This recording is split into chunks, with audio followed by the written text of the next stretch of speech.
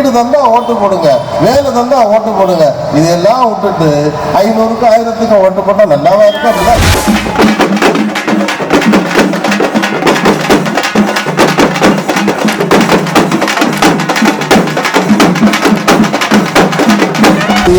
புரிஞ்சா அவங்க ஏன் இந்த பொங்கலுக்கு இலவசம் பண்ணல? யாருக்காவது தெரியுமா? யாருக்காவது சொல்ல தெரியுமா? என்ன நடக்கும் அப்படின்னா, இன்னும் வந்து ஒரு வருஷம் தேர்தலுக்கு 1 வருஷம் இருக்கு. அந்த 1 வருஷத்துக்குள்ள அடுத்த ஜனவரியில பொங்கல் வருது. அடுத்த ஜனவரி 14 நிச்சயமாக சொல்றேன், குறிச்சு வச்சுக்கிடுங்க. அங்க வரக்கூடிய பொங்கலுக்கு உங்களுக்கு கிடைக்கக்கூடிய தொகை 5000.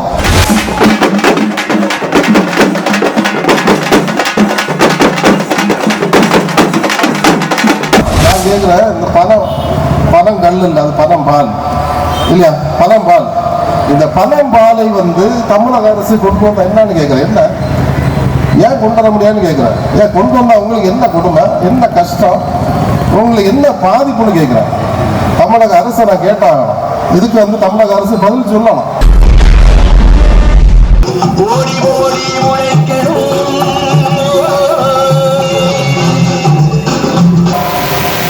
மனித பாதுகாப்பு கழகம் என்பது ஒரு மனிதனை பாதுகாப்பதற்காகவும் பாதிக்கப்பட்ட மனிதர்களை பாதுகாப்பதற்காகவும் உருவாக்கப்பட்டதுதான் இந்த மனித பாதுகாப்பு கழகம். அன்றைக்கு காந்தி செய்தார்கள், மக்களுக்கு போராடினார்கள், மக்களுக்காக. மக்களை பாதுகாக்க வேண்டும், மக்களுக்கு சுதந்திரத்தை வாங்கி கொடுக்க வேண்டும், இந்த ஜனநாயக நாட்டிலே மக்கள் சுதந்திரமாக வாழ வேண்டும் என்ற ஒரே கொள்கையோடு அன்று போராடினார்கள் மகாத்மா காந்தியடிகள். அதற்காக சுதந்திரம் கிடைத்ததா என்பது ஒரு 75% தான். ஆனால் இன்றைக்கும் மக்கள் வந்து கஷ்டப்பட்டு கொண்டு தான் இருக்கின்றார்களே தவிர எந்த மக்களும் ஒரு நிம்மதியாகவோ சந்தோஷமாகவோ வாழவில்லை என்பதுதான் உண்மை. அப்படிதானா? அப்படிதானா? எல்லாம் சந்தோஷமா இருக்கீங்களா? சந்தோஷமா இருக்கீங்களா? யாருக்கெல்லாம் வீடு இருக்கு கையெழுத்துங்க. யாருக்கெல்லாம் வீடு இருக்கு? யாருக்கெல்லாம் வீடு இல்லை கையெழுத்துங்க பாப்போம். ஐயா பாத்தீங்களா, அவ்வளவு பேருக்கு வீடு கிடையாது. யாருக்கெல்லாம் நிலையம் இல்லை கைதுங்க பாப்பா. ஆசை நிலையம் இல்லை, அப்ப கை தூங்க. எல்லாரும் பார்க்கட்டுமா நிலையம் இல்லாத எவ்வளவு பேர் இருக்கு பாத்தீங்களா? யாருக்கு ஓட்டு போடணும்ங்கிறத நீங்க தான் தீர்மானம் பண்ணணும். நிலம் தந்தா ஓட்டு போடுங்க, வீடு தந்தா ஓட்டு போடுங்க, வேலை தந்தா ஓட்டு போடுங்க. இதெல்லாம் விட்டுட்டு 500க்கு 1000க்கு ஓட்டு போட்டா நல்லாவா இருக்கும்? அப்படிதான் என்னைக்கு அப்படிதான் இப்படிதான் கை தூக்கிட்டே இருக்கணும். நீங்க கை தூக்கணும், அடுத்த ஜெனரேஷன் பின்ன அதோட வசதி கை தூக்கணும். கஷ்டம் தானே? இந்த வழிமுறைகளை அதை நம்ம மாற்ற வேண்டும் என்று சொன்னால் நிச்சயமாக அன்னைக்கு காந்தி போராடினார், பெருந்தலைவர் காமராஜர் மக்களை பாதுகாத்தார், உலக தலைவர் மதர் தெரசா அன்னை தெரசா அவர்கள் தொழிலாளிகளுக்காக போராடினார். இந்த 3 தலைவர்களையும் நாம் தலைவராக வைத்து இன்று மக்களுக்காக நாங்கள் குரல் கொடுக்க வந்திருக்கின்றோம். மனித பாதுகாப்பு கழகத்தின் வடிவில் மனித பாதுகாப்பு கழகத்தின் வடிவிலே இந்த மக்களை பாதிக்கப்பட்ட மக்களை பாதுகாக்க வேண்டும் என்ற ஒரே நோக்கில் இந்த மனித பாதுகாப்பு கழகத்தை குமரி மாவட்டத்திலே துவங்கி இன்று புதுவை தமிழகம் முழுவதும் அனைத்து மாவட்டத்திலும் கொஞ்சம் கொஞ்சமாக கொண்டு சென்று கொண்டிருக்கின்றோம். ஆனால் மக்களுடைய நிலவரம் என்ன என்று சொன்னால், அலிமதி காலத்துக்கு 70 புத்தி. எப்படி நம்ம ஒரு படிச்சிருக்கோம், அப்படிதானே? நிறைய பேர் சொல்லி கேட்டோம் மலையாளர்கள். அலிமதி காலத்துக்கு 70 புத்தி. நம்முடைய ஆட்சி அதிகாரங்கள் எல்லாம் அழிந்து கொண்டிருக்கின்றன. ஆட்சி அதிகாரங்கள் அழியப்படுவதால் நாமும் இன்றைக்கு அழிந்து கொண்டிருப்பதுதான் உண்மை. அதனால நம்ம என்ன பண்ணோம், அந்த 70 புத்தி என்பதை நாம் மாற்றிக்கொள்ள வேண்டும் என்பதுதான் உண்மை. இன்னைக்கு நீங்க பாத்தீங்கன்னா, இப்ப நம்ம பேச்சாளர் அமலன் அவர்கள், கொள்கை பரப்பு அமலன் அவர்கள் அழகாக சிறப்பாக பேசினார்கள்.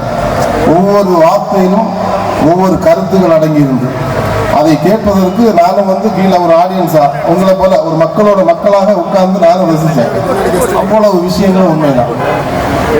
இன்னைக்கு நீங்க பாத்தீங்க விலைவாசியை பாத்தீங்களா?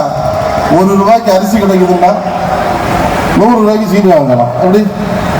1 ரூபாய்க்கு அரிசி இல்லை, நீங்கள் 30 ரூபாய்க்கு மிளகுத்தூள் வாங்கலாம். 1 ரூபாய்க்கு அரிசின்னா நீங்கள் 50 ரூபாய்க்கு மல்லித்தூள் வாங்கலாம். 1 ரூபாய்க்கு அரிசின்னா நீங்கள் மஞ்சள் பொடி வாங்கலாம். எத்தனை 50 100 கிலோ வாங்கலாம். இப்படி நம்மளை ஏமாற்றக்கூடிய வடிவத்தை பார்த்தீங்களா? நமக்கு தரக்கூடியது ₹1 அரிசி என்றால் நம்முடைய அன்றாடம் சாப்பிட பொருட்களுடைய விலைவாசி நீங்க பாருங்க. ஒரு நிமிஷமா சிந்தித்து பார்த்தீங்களா? யாராவது சிந்தித்து பார்த்தீங்களா எவ்வளவு விலைவாசிகள் உயர்வு?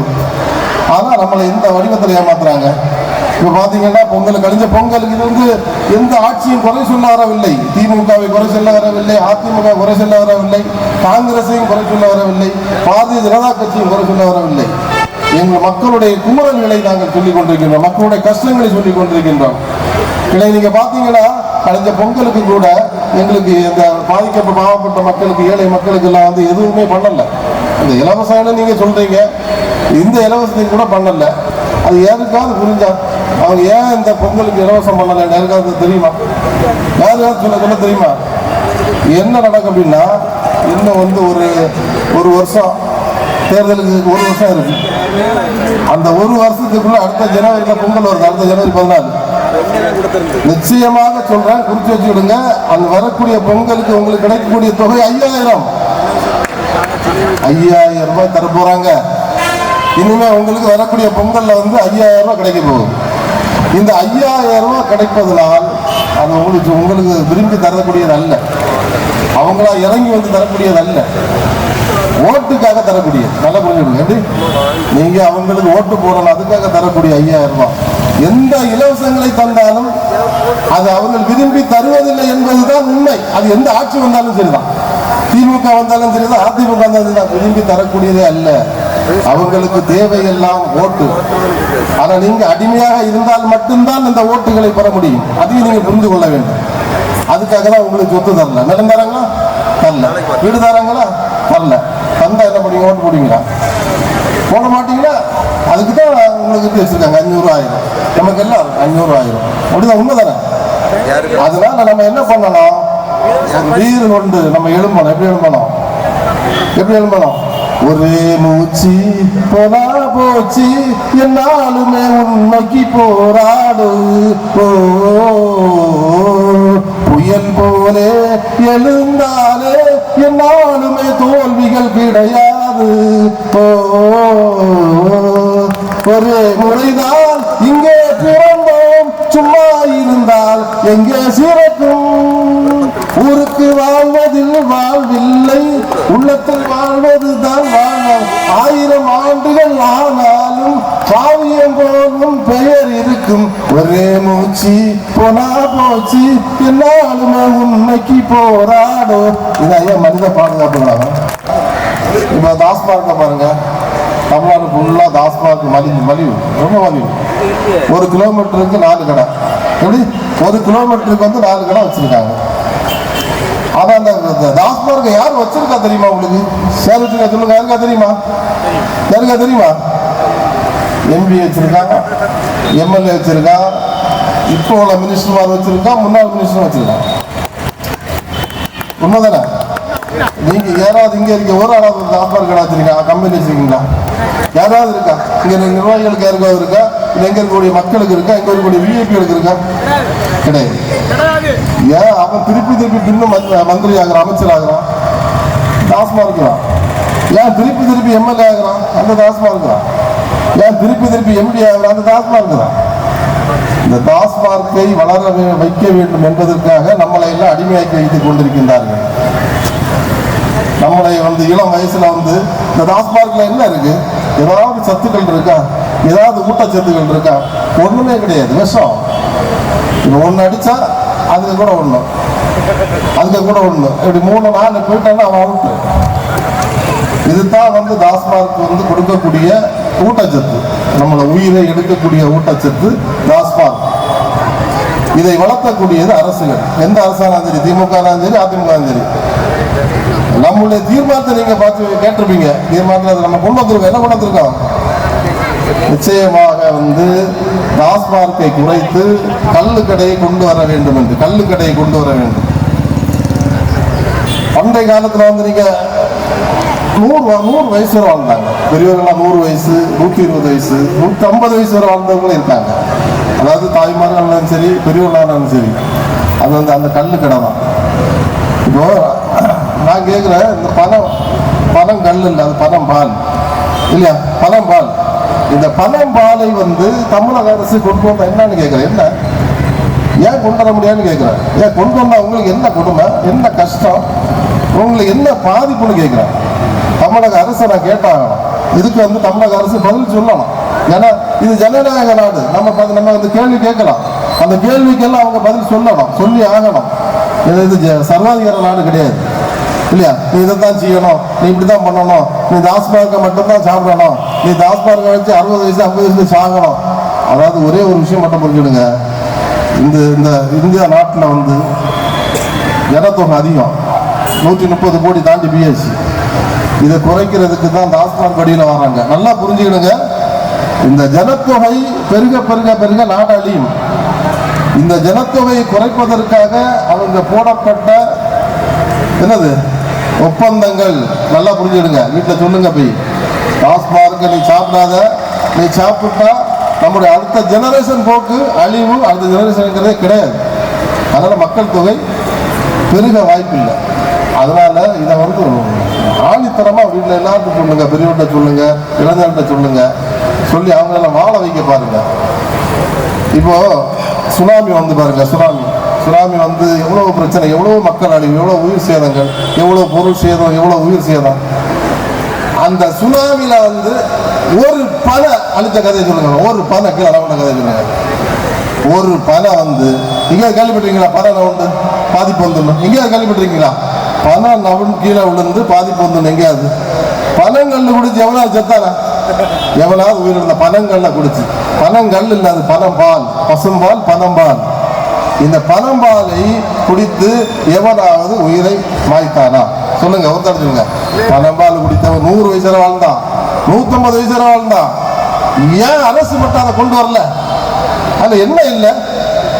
என்ன ஊட்டப்பானம் இல்லை, என்ன ஊட்டச்சத்து இல்லை, கால்சியம் இல்லையா, புரோட்டீன் இல்லையா? இது ரெண்டும் அதுல நிறைஞ்சிருக்கு, 100% இருக்கு. அப்போ பனம்பாலை கொண்டு வருவதற்காக நாம் சில உத்தேகங்களை நாம் உருவாக்க வேண்டும், முயற்சிகளை உருவாக்க வேண்டும். பல இன்னும் நம்ம புரிய வேண்டியது இருக்கு. இது இந்த கோரிக்கையை நிச்சயமாக உளவுத்துறைகள் இருந்தால் அதை அழகா ரெக்கார்ட் பண்ணி அரசுக்கு கொடுக்க வேண்டும். ஜெய்மோகன் இப்படி பேசுறாங்க, இப்படி பேசுறாரு. ஜெய்மோகன் பேசுறதெல்லாம் உண்மையா பொய்யா? பனையில பனங்கிழங்கு இருக்கு பாத்தீங்களா? அந்த பனங்கிழங்கு எவ்வளவு பெரிய சத்து.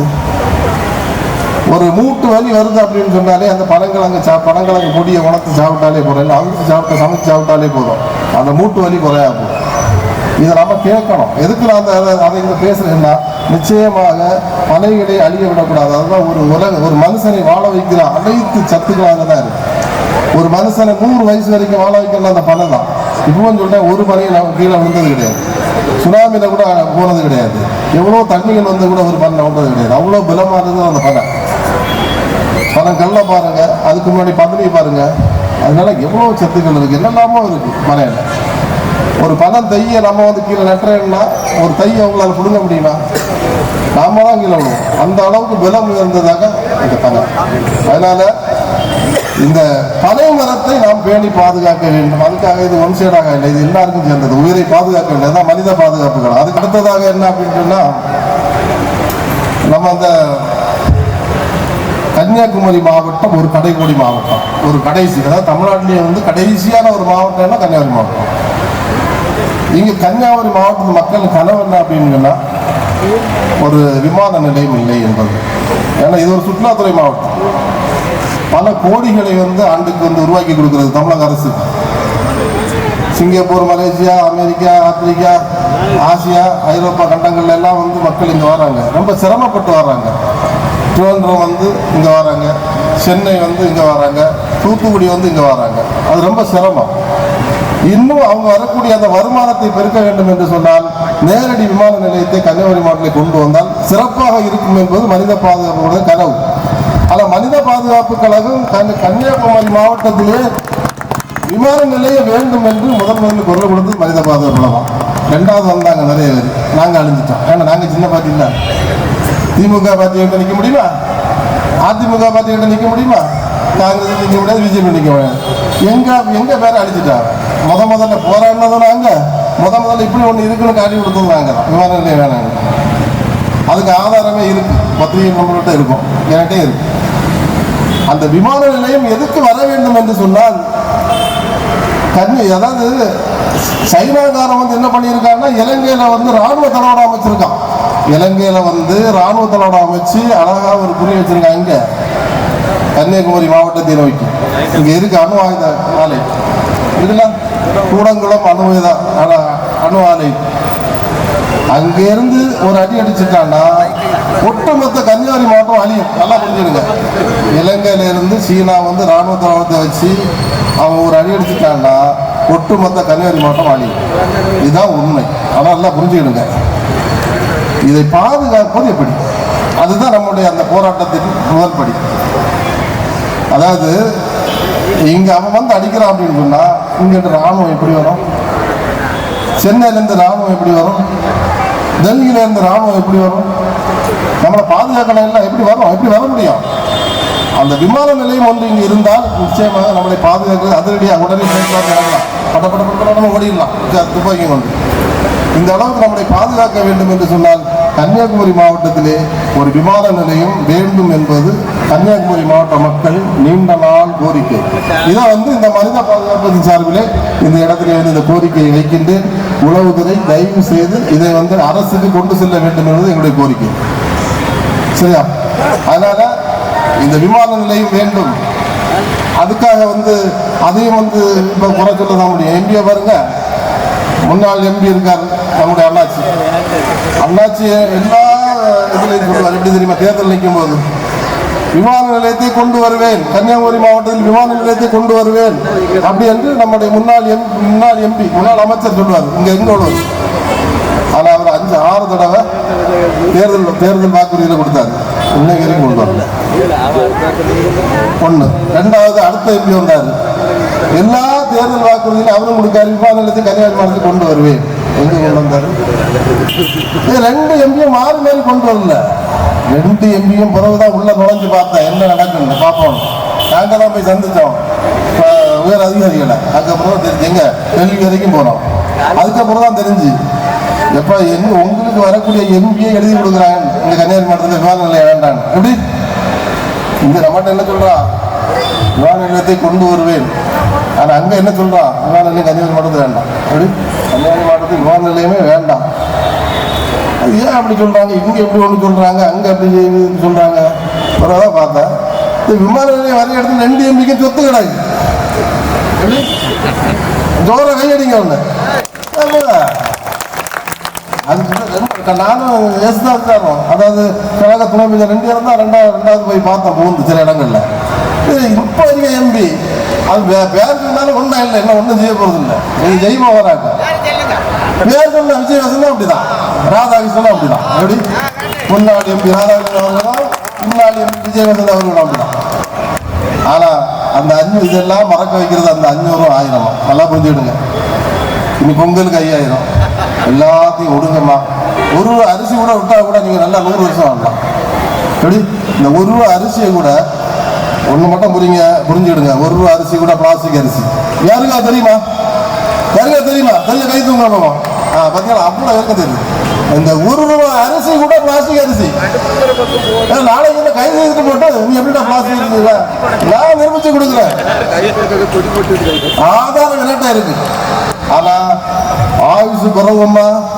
1 ரூபா அரிசி நீங்க தொடர்ந்து சாப்பிட்டால் உங்களுடைய ஆயுசு குறைவு. 100 வயசு வரை வாழக்கூடியவங்க 60 வயசுல இறந்து போவதான். விஷம் தரக்கூடியது அவ்வளவு விஷம்.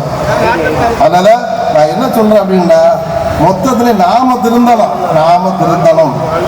500 1000 விட்டு வெளியே வரணும். நாம நேரடியாக இறங்கணும் களத்துல. எங்க மனித பாதுகாப்பு கழகத்துல இறங்குங்க. மாற்றம் வருதா பார்ப்போம். RSI Flash Media என்கிற சேனலை இதுவரை சப்ஸ்கிரைப் பண்ணாதவங்க மறக்காம சப்ஸ்கிரைப் பண்ணுங்க. பக்கத்துல இருக்க பெல் ஐக்கானை பிரஸ் பண்ணி ஆல் கொடுத்து வைங்க. இந்த வீடியோ உங்களுக்கு பிடிச்சிருந்ததுன்னா உங்க ஃப்ரெண்ட்ஸுக்கு ஷேர் பண்ணுங்க. மறக்காம லைக் போடுங்க.